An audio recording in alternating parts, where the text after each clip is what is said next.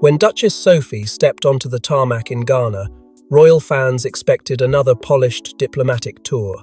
But within 48 hours, smiles turned to silence, and a public apology brought a private feud into the blinding light of global media. What began as royal pageantry quickly spiraled into humiliation, heartbreak, and a shocking exit that left the firm scrambling. This is the tour that shattered the illusion. Before we go deeper into what this really means for the royal family, make sure to subscribe so you don't miss a single update. In the golden haze of late afternoon, cameras flashed as Duchess Sophie descended the royal jet, beaming with the polished grace that had come to define her over decades of quiet service. The Ghanaian officials greeted her with the warmth reserved for senior royals. And for a moment, it appeared this tour would be like every other photo ops, charity engagements, carefully managed diplomacy. But behind that serene composure, tension already simmered. Unspoken and unnoticed by many, the signs were there. Camilla's absence from the press call, a passing glance between the two women that lasted a fraction too long, and the subtle, icy stiffness in Sophie's smile. At first, it could be dismissed. Royals have mastered the art of concealment. But something had shifted, and within hours, the cracks would widen into a full-blown fissure. The media, always attuned to undercurrents, began hinting at something deeper. Unnamed palace sources whispered of internal friction, and speculation snowballed. Was it a scheduling conflict, a misstep in protocol, or something far more personal? Then came the first sign that the narrative was spiraling. A last-minute cancellation of Sophie's attendance at a high-profile cultural reception. Officially, it was attributed to fatigue, but insiders knew better. Fatigue doesn't erase someone from the day's itinerary entirely. Behind palace walls, calls were being made, directives issued, and somewhere within that flurry of royal crisis control, a decision was handed down. Sophie was to apologize, not privately, not discreetly, but publicly, before flashing bulbs and rolling news cameras. The order came not as a request, but as a command. One she couldn't refuse. What exactly she was being forced to apologize for remained murky until the press, ever hungry for scandal, hinted at a disparaging remark made by Sophie in private. A moment of honesty, perhaps even frustration, shared with someone she thought she could trust. But someone had passed it on. And once Camilla heard it, the reaction was swift. The Queen was not amused. And unlike in the past, where royal family disputes were buried beneath layers of protocol and silence, this one was dragged into the light. Camilla made it clear. An apology would be the only acceptable outcome. And so, with cameras poised and headlines already half-written, Sophie stood alone, visibly strained, visibly cornered, and delivered words she may never have meant. The palace called it an effort to preserve unity. But anyone watching could see it for what it was, a calculated humiliation. As Sophie spoke, Camilla remained strategically out of frame. Her presence, however, loomed larger than life. She didn't need to appear. She had already won. It was a scene choreographed for maximum impact, one duchess making amends while another solidified her dominance in silence. Yet, beyond the lenses and the monarchy's well-oiled machinery, one question echoed louder than the rest. This was no ordinary stumble. This was a fracture, a spectacle, a message, and it left the world asking, but what could force a senior royal to bow in shame on foreign soil, and what hidden feud had finally exploded into the public eye? Queen Camilla's ascension was controversial, but her consolidation of power has been silent, strategic, and ruthless. While the public focused on King Charles, Camilla built a shadow court. Those who resisted her rise, slowly erased. And Sophie, the peacemaker duchess, may have misread the rules of the new game. Camilla may have worn the crown last, but she learned the rules of royal survival first. From whispered pariah to crowned queen, her journey was not paved with goodwill, it was etched with endurance and calculated silence. She wasn't welcomed in, she carved out space. Slowly, methodically, she built influence where it mattered most. Behind the palace doors, and in the minds of key decision-makers. Charles may have the throne, but Camilla has the grip. And as her circle grew tighter, her reach extended into the monarchy's veins. Senior aides loyal to Charles were suddenly leaning toward Camilla's directives. Key press contacts, once neutral, began echoing a new narrative, one that emphasized Camilla's grace, strength, and leadership, often at the expense of others. Her public image was no longer a battleground. It had become a well-defended fortress. But every rise demands a reckoning. While the world was told Camilla had finally been accepted, inside the walls of the palace, not everyone bowed with sincerity. Traditional royals, those who lived by the quiet codes and understood the burden of legacy, grew uneasy. For them, Camilla represented not just a break in protocol, but a disruption in lineage. And among those standing quietly at the crossroads was Sophie. Always diplomatic, always poised, she had long played the role of the bridge between warring houses. But even bridges can burn when the fire gets too close. As Camilla's presence loomed larger in state affairs, Sophie began to sense her own voice was being stifled. Engagements once reserved for her were reassigned. Her public moments dwindled. Behind the curtain, her proximity to power grew thinner. And yet, Sophie resisted, not with confrontation, but with quiet hesitation. She held to her role, even as it was being reshaped without her consent. Insiders began noticing a shift in the palace's internal choreography. Priorities were reshuffled, seemingly small changes that favored Camilla's visibility, her patronages, her influence. And slowly, Sophie found herself edged out, not overtly, but deliberately. The contrast became especially stark during official engagements, where the pecking order felt revised. Subtle but telling moments caught on camera were dissected by body language experts, who noted Camilla's dismissive gestures and Sophie's strained expressions. Royal correspondents, too seasoned to ignore the signs, began asking uncomfortable questions. Why was Sophie being sidelined? Why now? The answer, many believe, lies in the silent war for relevance within the House of Windsor. Camilla was no longer content with quiet respect. She demanded dominance, and anyone who didn't adapt became a liability. Sophie, ever the loyal subject, perhaps underestimated just how much had changed. Her history of diplomacy couldn't shield her from a monarch in waiting who had mastered the art of quiet elimination. As Camilla grew more untouchable, Sophie's position became increasingly precarious, until one dinner sparked the ultimate fallout. Was it a joke, a jab, or a royal rebellion? Sources say Duchess Sophie made a private remark about Camilla that wasn't meant to leave the room. But it did, and once it reached the wrong ears, the trap was set. This was no accidental leak. This was retaliation. The remark was whispered over wine, in a rare moment of exasperation among what Sophie believed were loyal confidantes.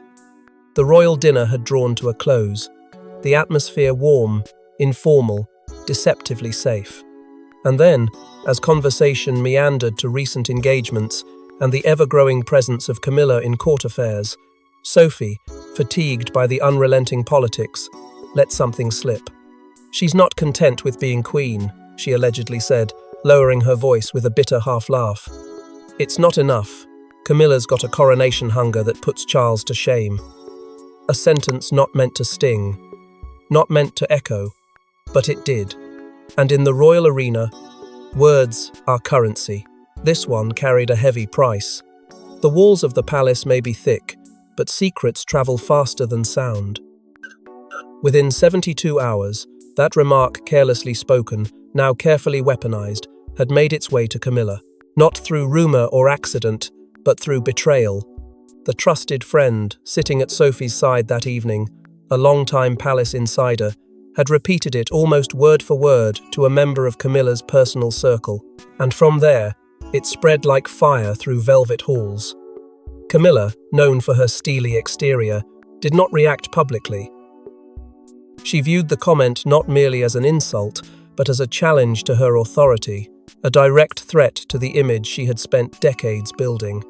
This wasn't just palace gossip, it was insubordination, and Camilla, now queen, would not let it go unanswered. What followed was swift and surgical. Senior aides close to Camilla began whispering to select journalists about a breach of decorum involving a senior royal. The tabloids bit instantly. Tensions in the royal fold, they teased. A brewing scandal behind palace gates.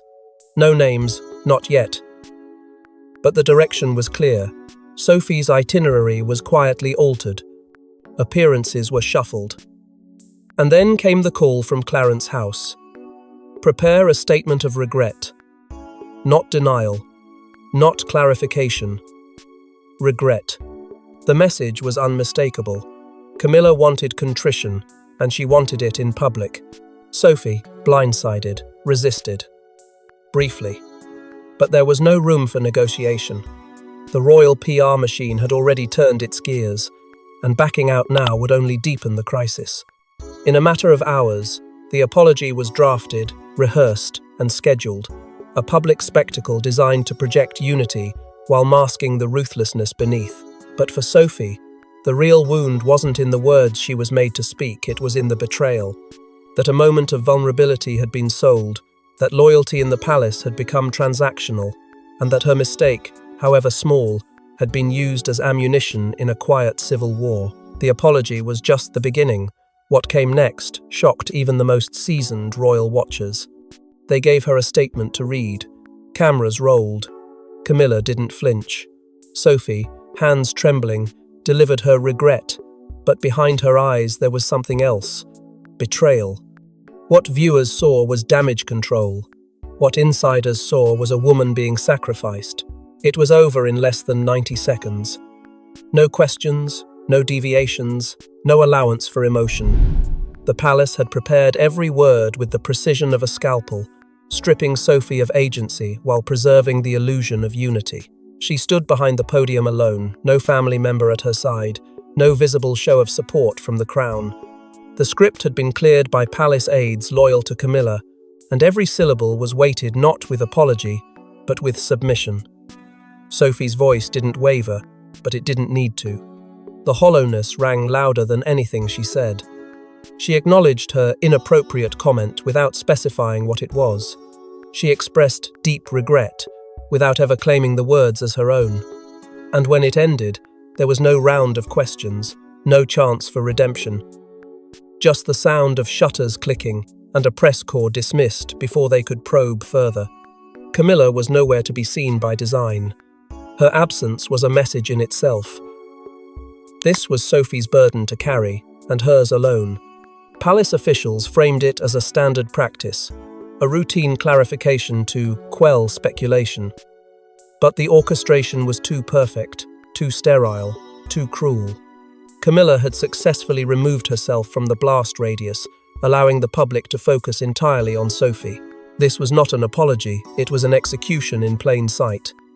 And yet, for all the polish, the fallout was messy. Public reaction fractured down familiar lines. Some saw Sophie as the villain, a privileged royal caught gossiping, now paying the price. But many others, especially on social media, saw a woman cornered, a duchess made to kneel, not by law, but by pressure. Inside, sources later revealed that Sophie had fought against the idea of a public apology until the final hour.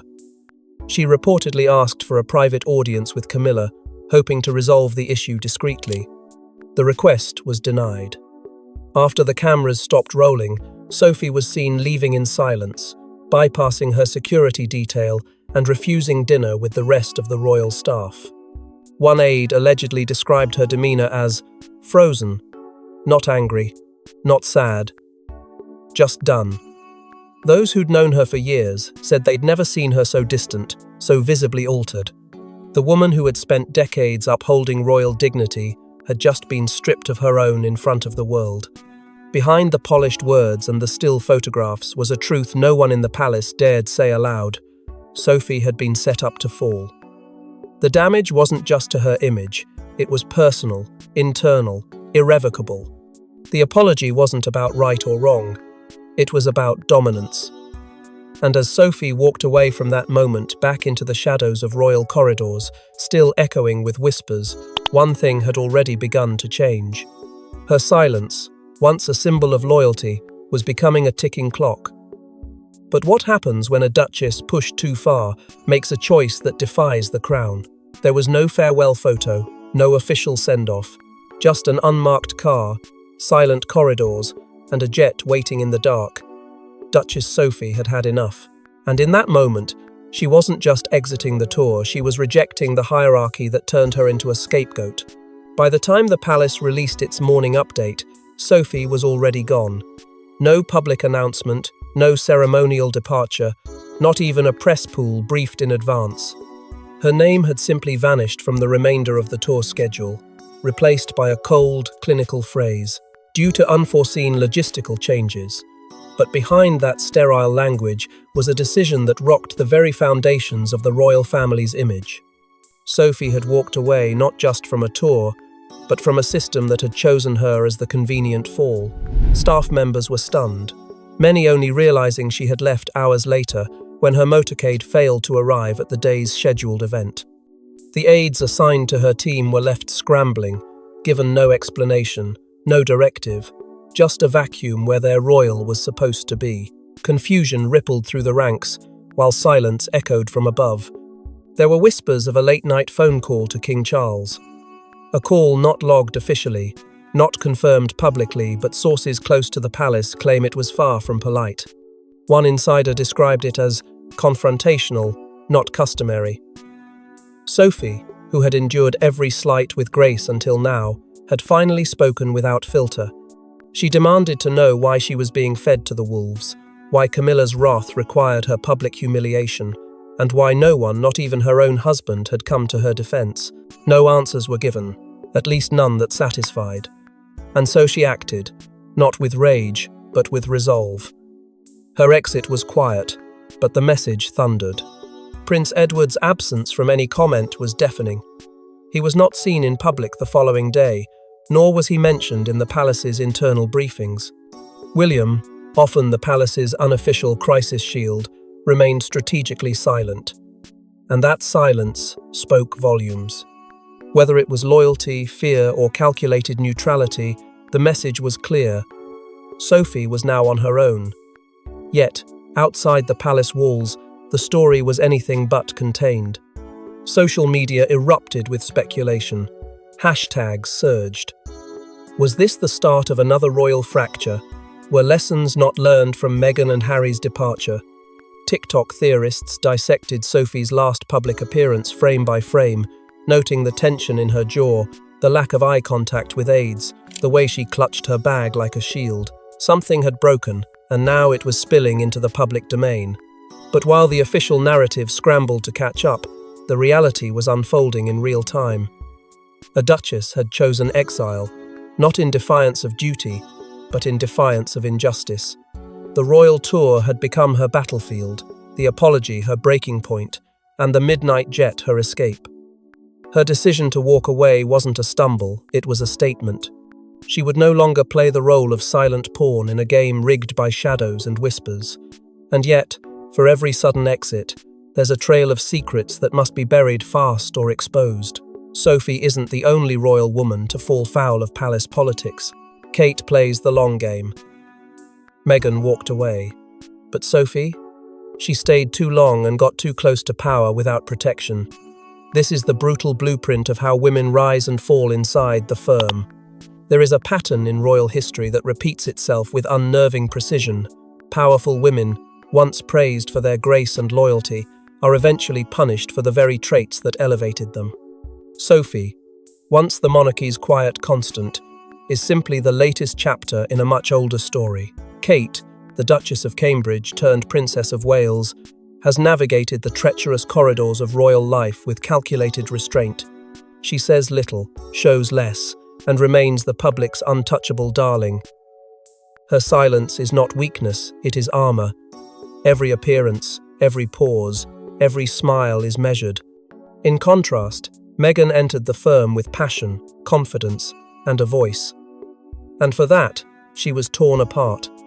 She left before they could destroy her completely. Sophie, however, took the third path, the one paved with duty, humility, and obedience. But even that wasn't enough to protect her from the storm. Camilla, who once endured her own war for acceptance, has long been accused of carrying grudges behind her polished exterior.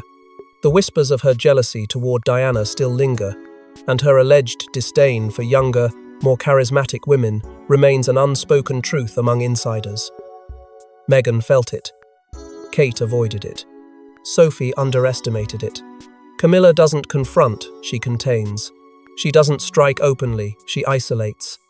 And as Sophie's proximity to the throne grew through loyalty, not lineage, she unknowingly wandered into Camilla's blind spot, the space where influence meets insecurity. Within this silent battlefield, alliances among royal women are never what they seem. Behind every joint appearance and forced smile is a power struggle hidden beneath etiquette and obligation. There are no outright betrayals, just slowly shifting loyalties and the cold weapon of selective silence. When Sophie was chosen to apologize publicly, no one intervened. Not Kate. Not Camilla. Not even Edward. It was the royal way. When the crown chooses a scapegoat, everyone else falls in line, and Sophie, who had always been the monarchy's invisible stabilizer, suddenly found herself center stage for all the wrong reasons. Her fall wasn't sudden. It was systematic, slowly erased from narratives, overshadowed at engagements, excluded from decision-making circles. The warning signs were there. But Sophie, loyal to a fault, stayed believing that duty would outweigh politics. Instead, she became proof that loyalty without leverage is a royal death sentence. Her role as the dependable Duchess crumbled the moment it threatened the image of someone more protected. The palace doesn't punish mistakes, it punishes visibility. And Sophie had become far too visible in a court where only one woman is allowed to reign unchallenged. But while Sophie's fall may seem personal, the political machinery behind it tells a far darker story. The royal PR engine doesn't sleep. Within 48 hours, headlines were scrubbed, narratives rewritten, and a new villain was quietly suggested. This wasn't just damage control, it was a war for perception, and Sophie was painted with a brush that no one could wash off. From the moment Sophie's apology aired, the palace's communications machine kicked into overdrive. A carefully sequenced operation began, not to heal but to rewrite.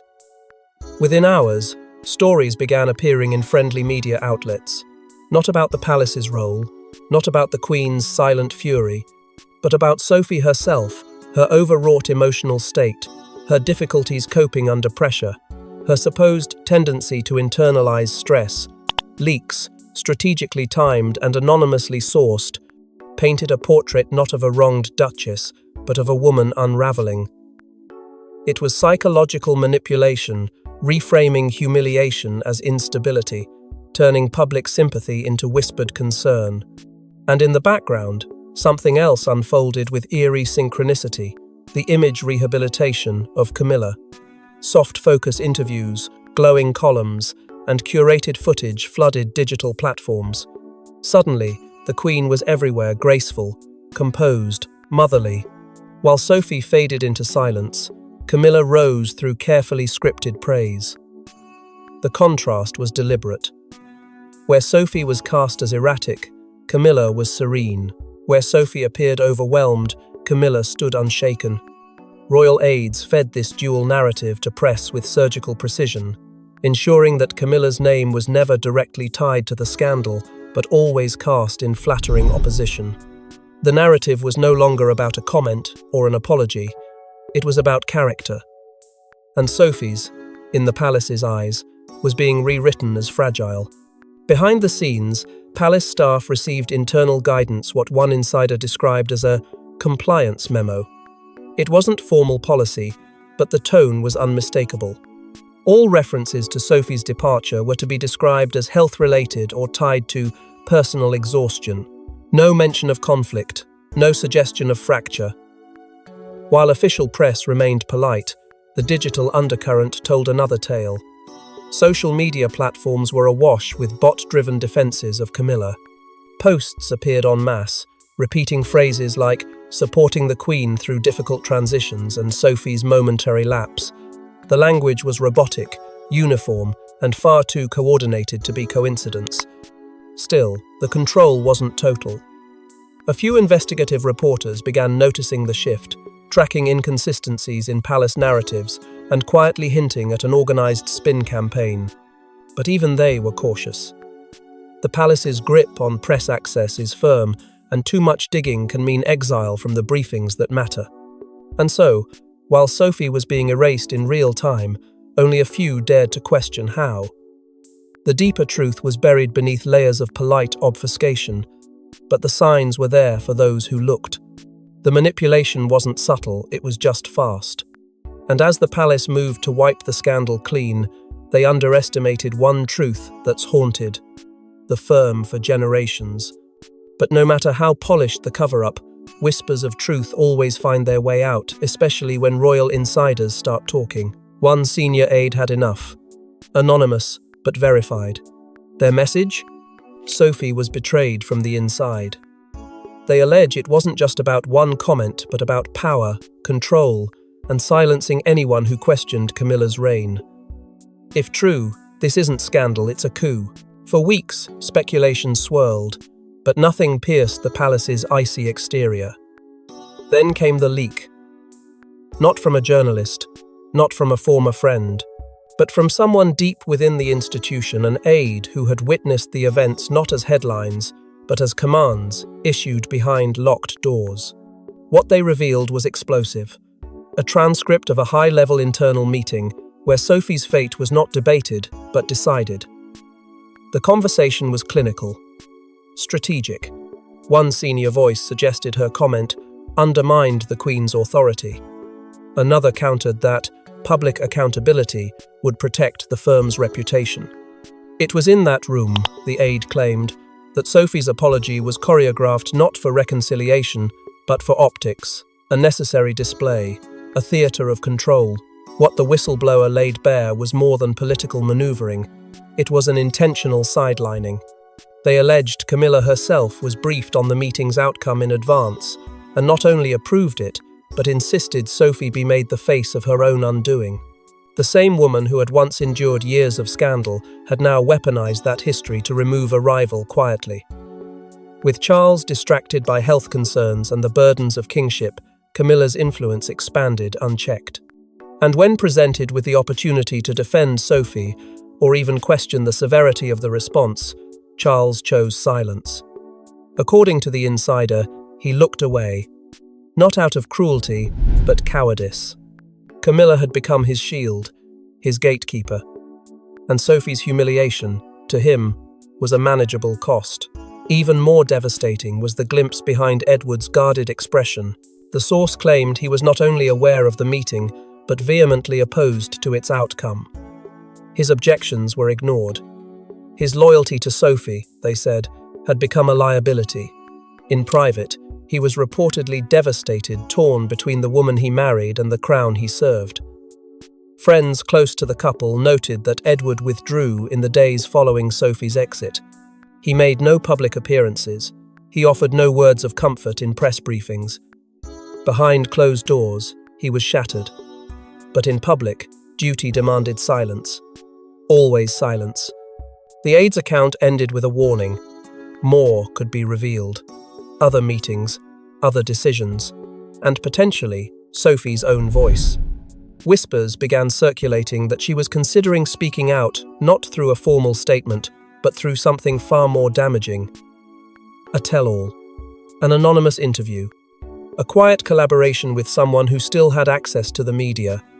Nothing was confirmed, nothing denied. But the mere possibility sent tremors through royal circles.